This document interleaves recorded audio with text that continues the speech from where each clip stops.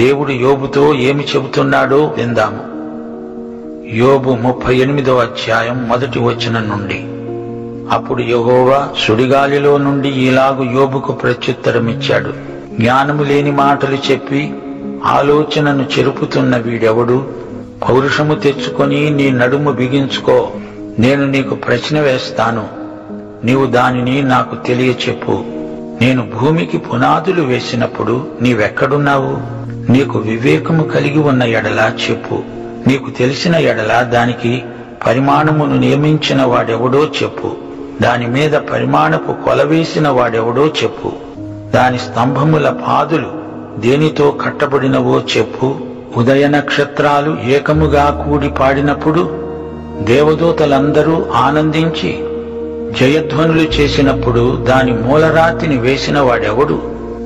దేవుడు సమస్తాన్ని సృష్టించినప్పుడు మానవుడెక్కడున్నాడు? భూమి అందలి సమస్తమును సృజించిన వాడెవడు? దేవుడు భూమికి పునాది వేసినప్పుడు మానవుడా నీవు ఎక్కడున్నావు? లక్షల కొలది సంవత్సరాల క్రిందట దేవుడున్నాడు. ఆ దేవుడు ఇప్పుడు ఇక్కడున్నాడు. యోబు గ్రంథం బైబిల్ గ్రంథములన్నిటిలోకి అతి ప్రాచీనమైనది.